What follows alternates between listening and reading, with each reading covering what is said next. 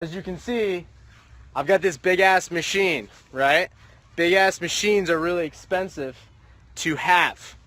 You know what I mean? Kind of makes sense. Like, just look at this machine compared to E1. E1's not like, E1's not a half ton. E1's like an actual truck. You know what I'm saying? So it's freaking huge. And so I jumped into this job, which was moving this dirt. Let me show you the dirt that we moved. Let me just look at the freaking mountain. It's huge. It goes all the way. 320 gallons of diesel fuel to move that pile, just so y'all know. I got messed up because I screwed up my bid. And the reason I screwed up my bid is because I got cocky. Because I don't respect guys that do dirt. It's not that I like got anything against dirt. I'm just like, it's not forestry mulching, man. It's like dirt work. That's like freaking basic. So I rolled through on this job. I looked at the pile from the back side of the pile, from the street. On my way to pick up someone from daycare, I looked at that pile and I was like, 2,500, threw the guy a bid, right? Didn't walk it, didn't do shit. Got to the job, realized the machine I had rented originally ain't gonna do it. So then I got the Big Daddy machine. Here's where I screwed up. There's 3 different types of pricing models, in my opinion. The 3 that I roll, and really I only roll 1. And that's what really screwed me up, is because I really just do 1. You've got your bids and your quotes. That's how you typically do landscape jobs. So you look at a job, or a contracting job, or a patio, or a hardscape, whatever the heck it is, and you give them a bid. You say it's gonna be $3,000 to do your job, right? And that's it. Sometimes on those jobs things happen, and if you don't have a good contract in place, I call them service agreements, they don't scare people off. If you don't have a good service agreement in place, you don't have a way to upcharge them with them being comfortable about it. So if you put a good contract in place, service agreement in place, real simple, it just says, hey, if we hit an electrical line or we hit a line or whatever, it'll be an additional cost at this rate, whatever it is. So you've got your bids, and I bid this project because I thought that's how you do dirt. Then I got into the job and I realized my bid was totally wrong. So when you bid dirt jobs, you say, hey, look, it might be 4 days, it might be 5 days. If it's over 6, we'll discuss it, but it's going to be this much per day. So that means, so on the smaller scale, this happens small scale, big scale. I mean, hell, this happens on road projects where guys get backwards millions.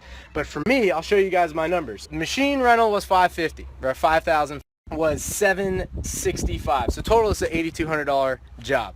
I should have bid this job for 10 G's. 10 to 11 G's.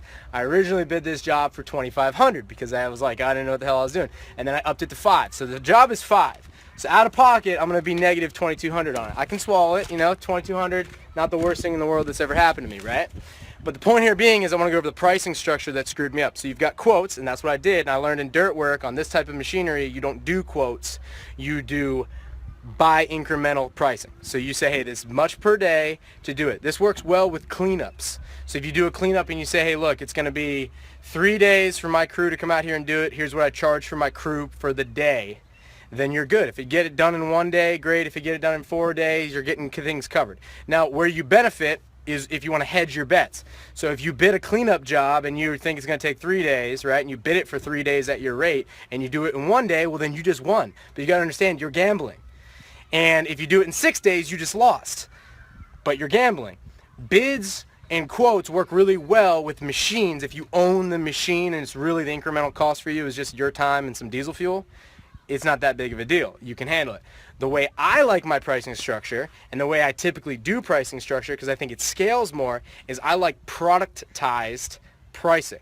I did this with my lawn companies. So I had 3 different types of homes, A's, B's, and C's. A's were my minimum. I ain't gonna touch anything for less than $100 a month. That's just our minimum. Oh, my lawn guy's charging me 75. Listen, it's $100 for us or not. That's how we roll.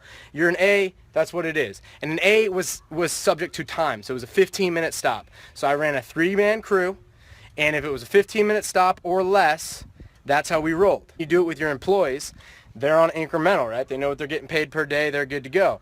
Where guys try to move their guys to salary, now they got them on a bid, right? And now the salary guys hoping they get the job done in less time than it takes them to do all week. But the productized service pricing is how I think y'all can scale your lawn businesses or your maintenance. So let's say you guys are doing ponds, and you're like, hey, I want half my cash flows to come from maintenance. Why? Because you go to the pond and you're like, oh, you guys need a new pump, you need some new plants, you get the maintenance account to sell the jobs. That's the whole freaking point of having maintenance. The maintenance pays the bills, you make a little bit of profit, but when you sell the jobs, that's when you make the money. You know what I'm saying?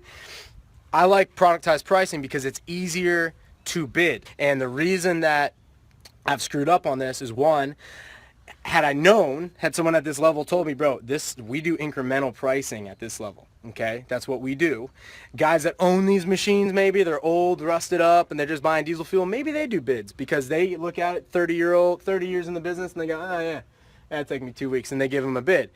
I have no idea what I'm getting into, right? That pile, like, it's ridiculous. And there's like a long road to get there, right? Long road to get there, and then there's like loads. Oh yeah, dude, like it's freaking just Bobcat but bigger, but it's not. It's not. And so I wanted to share that with you, wrap it up. Got 3 types of pricing. You've got your bids and quotes, you've got your incrementals, and then you've got your productized pricing, which is kind of the combination of the two. This is for your mental model. This is when you know the bid process, you know the incremental process, and so you can make it a productized service.